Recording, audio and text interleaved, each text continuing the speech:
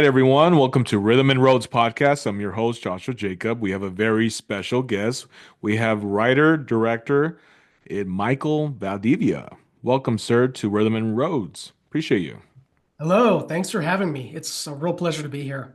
You're Right. very passionate in filmmaking and you're very passionate in photography. Those do tie in together at some point. Yeah. But where was it at the point in your life when you were young that you were just very like, ooh, like I like to get into photography. Ooh, I like film. Was there a certain, like movie or someone in your life that brought you to that journey? So, Okay. So I'm going to try and condense this as much as possible because it's somewhat of a long answer. But oh yeah, that's fine. from the time I was super young, I was always into, well, I kind of have to blame my dad for this a little bit. Um, he got me started with loving super sci-fi fantastic stuff when I was young, Oh, cool. because when I was like 5, he got me hooked with a lifelong obsession with kaiju, and he showed me a VHS copy of King Kong versus Godzilla, right? Oh, yeah. And from that moment, I was like a diehard G fan. And then from there, I, discovered things like Ultraman and Transformers and Teenage Mutant Ninja Turtles and stuff like that. And those four, fandoms, they really shaped my love for the fantastic, not just sci-fi, but they shaped my, I guess, storytelling sensibilities. Because, I mean, don't get me wrong, I don't have anything against like more grounded films. I love more grounded films. But my heart is always with the fantastic, giant monsters, Alien Civil War, Mm, Heroes in a Half Shell, that kind of thing. yeah. It's always been, my heart as far as creativity, what that sort of thing goes. But I grew up loving that stuff, and I grew up writing a few short stories here and there when I was growing up, but nothing like that great, admittedly. Yeah. But as I got into high school, I was going through a lot of different sort of ideas about what I wanted to do with my life because, high school was fast ending, college was approaching, Mm-hmm. and I was in martial arts at the time, and I thought, you know what? Maybe I should try and open my own dojo. No, terrible idea. Oh, wow, okay. Yeah, and then I thought, well, maybe I could be a chef. That just was terrible. So for a period of a few years after high school, I was kind of listless. I was drifting, and I thought, nothing really sounds that good to me. Mm. Until I saw this behind the scenes feature on the beginning of the Dark Knight trilogy and Batman Begins. Oh, yeah. That feature just went through the creation of the Narrows of Gotham, building, the actual streets and building the Tumbler, building the Batsuit, all this kind of stuff. And I remember I just blew an entire afternoon going through almost 6 hours of behind the scenes footage and them explaining how they built these things. And I fell in love right then and there. And that's when I knew that right there. That's what I want to do with my life right there. There you go. Dude, So, and I'm glad Batman had a big hand in that because I'm a huge Batman fan. So oh, perfect. I love Yeah. it, bro. Growing up, my birthday cake at 7 years old, Batman. Yeah, Yeah. yeah, that's really cool, dude. I really so from that, I love that from different journeys of different trying to find that interest, doors were closed, and then it goes to, well, what's next? What's something out there? And then all of a sudden, I love it how just life just presents it to you at a point where you just sometimes you don't even look for it. It just kind of shows up. You're like, you come across maybe the behind the scenes of that Batman. You're like, oh, snap. Like, and then from there, the road is open. Yeah. That's really I cool, dude. think I think what surprised me so much about that feature was just the sheer passion of everyone working on those films, from creating even the smallest things. Yeah. Everyone there was almost all smiles when they were being interviewed about the creation of, the suit or whatever. Yeah. And I thought, I want that passion for what I do. That's So, right. That's right, man. That's what it's about. Wake up and be like, I created this DeLorean for Back to the Future, had a pan in it. I just yeah, love the way it looks, which, by the way, Back to the Future is like one of my all-time favorite films. same, I same. believe it's a perfect film. The Right. cast, the soundtrack, I mean, the director himself, I mean, just everything in that film was like, oh my God, it's flawless. So, Yeah, for sure. well, now that we're at this point of now let's get into photography. So, you found your passion in the film, and then Mhm. what point did you say, you know what, I want to also do this? Like, where did that come in? for the photography? Well, you know, I think I think when it came to working with photography, I figure, you know what, film is just moving pictures anyway. Right. So I think I just kind of started learning about it as a way to kind of supplement my filmmaking skills. Mm. Um, but as I learned, I really fell in love with photography as well. And Mm. even though they're related, they're two very distinct art forms and very um, unique, but they interplay with each other a lot. So that was interesting. But I initially started out doing portraits and working with people for cosplay and stuff like that. Oh, cool.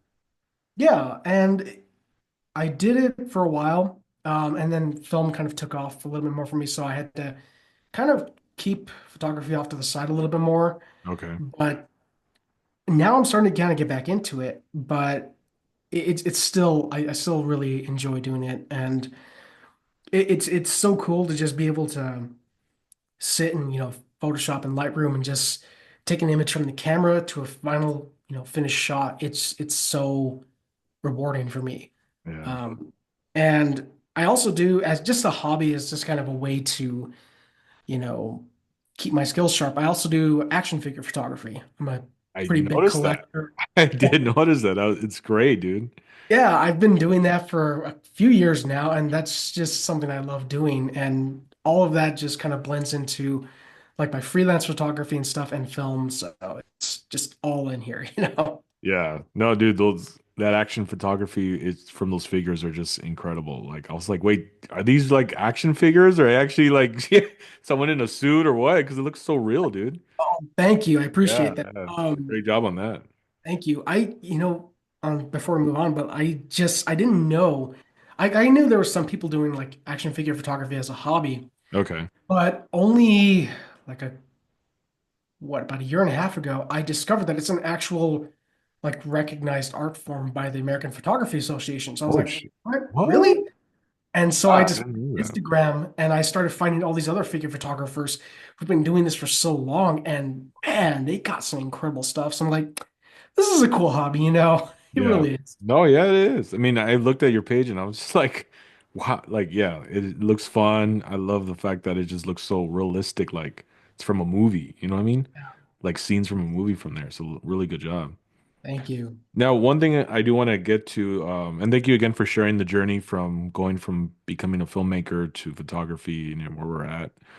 Uh, where I do want to get to is just have you had any, you don't have to go through like each one, but maybe one experience that was more of a roadblock, something that maybe an obstacle that you were like, dang, like I wasn't expecting this in my film career or the start of the journey or something. You know what I mean? There might be, I think we all experience that where there'll be coming something where it kind of hits you. You're like, dang, am I meant to do this? Is this something for me? Like I thought it was, or maybe a film thing didn't work out, a project, or I don't know, something around that. Right. Oh gosh.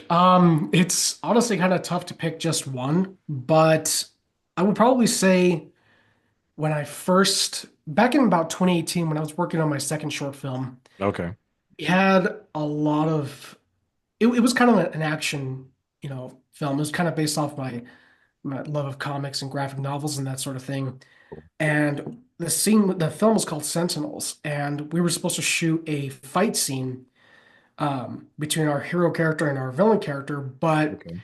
we had such a difficult time finding a location to shoot this in, and it was to the point where I was considering just completely, axing the project completely because, here in Las Cruces, there's a lot of really good locations, but to fit what we needed, that, number shrinks dramatically. Mm, So it was really difficult. And I also had, half the film shot already, but I also had the other actors who were like, hey, so when are we shooting this scene? So it was a lot of pressure at once. And whew, we eventually shot it and found a great place for it. But yeah, that was a moment where I thought, wow, am I going to be done before I even start? And thank God it never, you know, went off the rails. But that was definitely one instance. Yeah, because you almost just gave up the whole project, right? Is that what Yeah. yeah, you said earlier? Yeah, Yeah.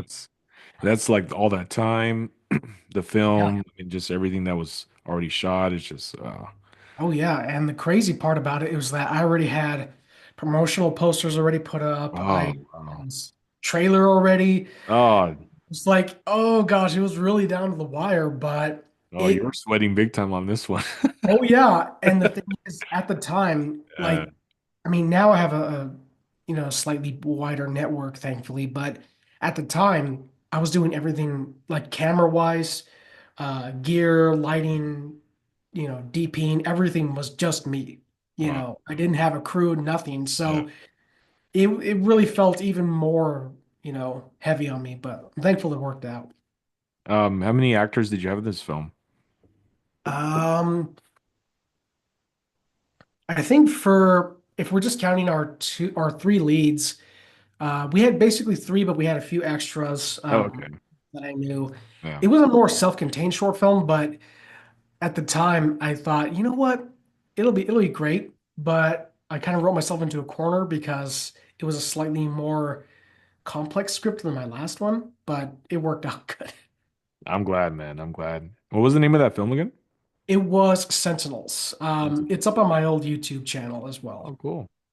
Night Oh Tales Radio. yes. Yeah. Um, Interesting title. I haven't, of course, seen it. Is it out yet or? No, we're actually picking up production on March 20th. Oh, oh, We really? have Okay. we have a good chunk of the film already shot, but we don't have that much further to go, thankfully. But Okay. on March 27th, yes. All right. So share a bit about the film. What is it about, or would you like to get into Okay. on it? Night Tales. So so in addition to me loving, everything fantastic, my Yeah. dad also really got me sold on mysteries and the unknown, that kind Mhm. of thing. And even now I still listen to podcasts about, Bigfoot, the mysterious things, mysteries that are unsolved still. Yeah. And it's a real interest of mine. And I came up with this idea based off of like mystery podcasts. Okay. And the idea for Night Tales Radio came about while I was listening to a podcast where the host was reading off user submitted stories, right? Supposedly Okay. true stories. And I thought, you know what? This would make a really good basis for a film. I hadn't seen anything done like that before. So I thought, why not give it a shot? Yeah. Why not? So as I wrote the script, it kind of became clear that I wanted to have a dramatized kind of original story, but Okay. also draw on my own experiences and experiences of people close to me. Mm. And over time, the film became this sort of amalgamation of, creative license and real life experiences. Okay. So, the story is basically about a podcast host who runs the podcast host, Night Tales Radio, and Mm. she's kind of based off the real life show Coast to Coast AM with Art Bell. And she takes calls from listeners who claim to have seen this, or they've experienced this, or they've encountered, Bigfoot or something like that. Oh, okay. And she takes a call from a character who has a life-changing encounter in which he has an accident, really bad accident, and he's lethally injured. And all of a sudden, he hears footsteps approaching, but he's completely alone. On the highway, he wrecks, and Oh, no one wow. else is around. And this random stranger comes out of nowhere and basically tells him he's going to be fine. And next thing you know, he's actually fine. And then the stranger disappears off into the darkness, never to be seen again. What? And it's such a striking visual that I thought, oh my goodness, I have to have a story built around this. Oh, So wow. that's the general story of Night Tales Radio. So Wow, man. I'm looking forward to seeing it now. I'm like, is it out yet? me too. Me too. I'm ready to get back into it. I'm gonna But grab yeah, my popcorn, bro. right. Okay. Yeah. There I'm you ready. go. I'm like, yes. Front row. That's fine. Right. Dude, yeah, I love that. And I'm very big on mystery. I love like the whole UFOs, I mean, just different movies based on that. Like there's a movie called Fire in the Sky, which is pretty, Right. have you seen it? Yes, I have. Yeah, really. interesting film. But yeah, I mean that's so cool, dude. I'm glad that you're very into that. One of my favorite directors on the whole mystery film. I don't know if you call him horror. Yeah. M. Night Shyamalan. Oh yes. So, well, Signs is probably my favorite movie from him. which one? Signs. Oh, yes, dude. Yeah. Signs, I think, is the best of his best. Right. Oh, well, they say Sixth Sense, but I'm like, okay, okay. But Signs, like the storyline, the soundtrack, Mel Gibson's acting in it was just great. I just The loved it. atmosphere is also Yeah. equal parts tense and mysterious. It's perfect. Yeah. Awesome.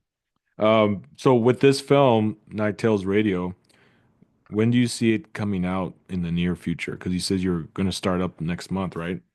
Yes. Yeah. Um, honestly, we the majority of the film we've shot like I said a good chunk of it. Um, I probably, God willing, all things go as planned. I foresee it coming out probably maybe middle of summer or late summer. Oh, cool. Because I'm supposed to work on, but I foresee it somewhere around there. All right. Well, that's good because I don't want to see a trailer that says 2026. I'm like, oh Oh man. gosh, no, me neither. Me Oh, neither. come on. That soon too. I have to have this popcorn sit in my pantry for next year. Just playing, dude. Uh, Exactly. I'm looking forward to the mystery. But what was it that got you into that? Because I know that you said, I mean, is it more sci-fi or mystery thrillers that intrigues you? Both. Oh, both? Okay. Yeah. My dad, I think probably my dad's the one who got me mostly into it Yeah. because when I was slightly older, Mhm. like maybe 8 or 9 years old, he would tell me stories of, Bigfoot and Right. monster, that kind of thing.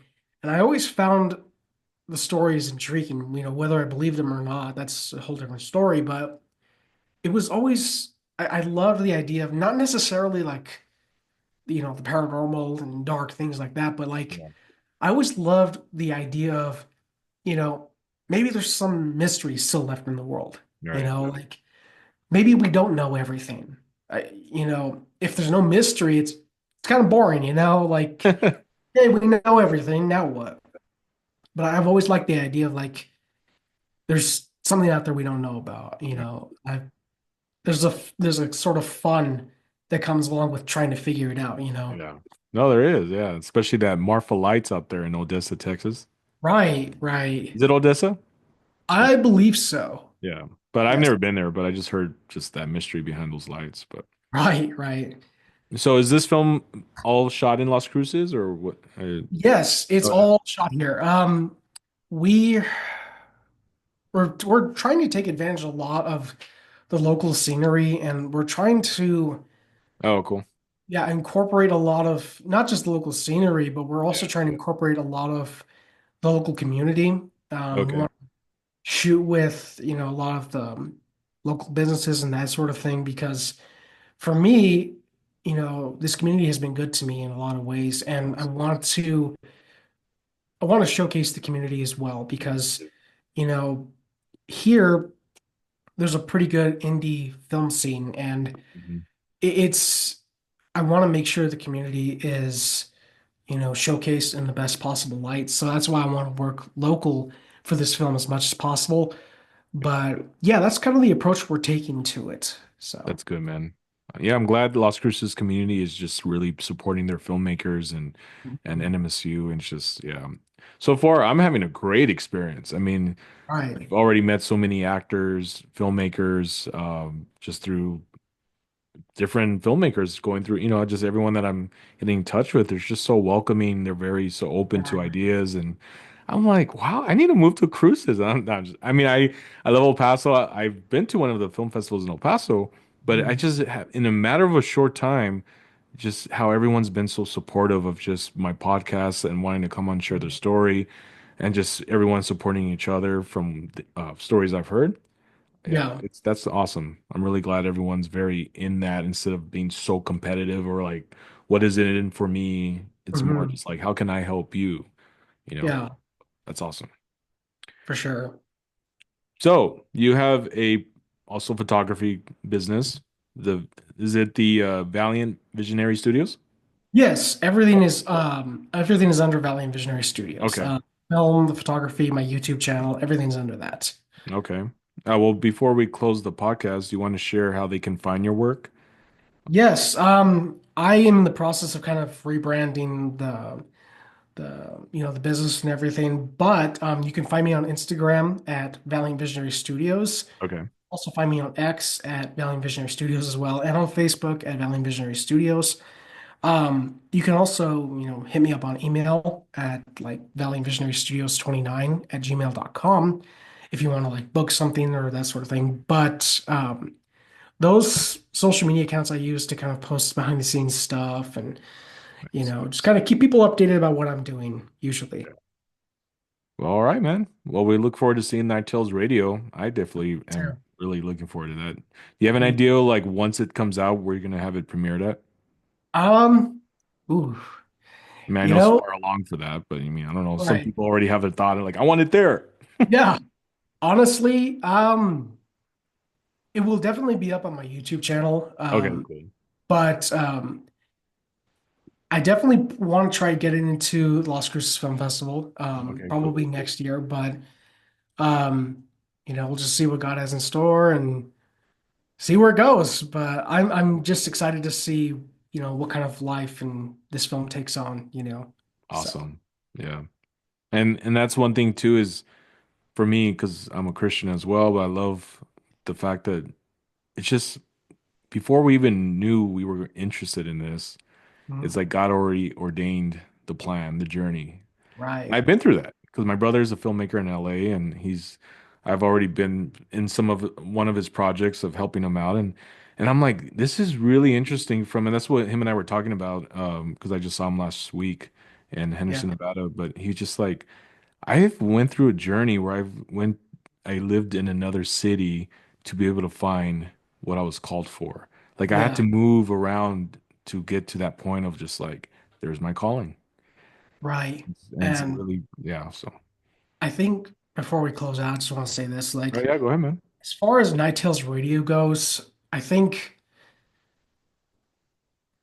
I wanted to approach it from a faith-based perspective to deal with the supernatural, but Mm, not from a perspective of like kind of really showcasing the darker aspect of the supernatural. But as a Christian myself, I thought it's got to be a balancing act between being creative and showing something supernatural happening without slipping too far into like the evil side of it. And it was a balancing act, but I truly think that, as a filmmaker and as a Christian, it's very important to push the bounds of creativity, but there's also responsibility there to think, hey, people are going to view your work, doesn't matter, kids are going to view your work, whatever. mhm. And film is a very influential medium, and it's important that you push the bounds of creativity, but you got to remember that people are going to associate that work with you, That's right. so Yeah. it's a balancing act, but it's a good one too.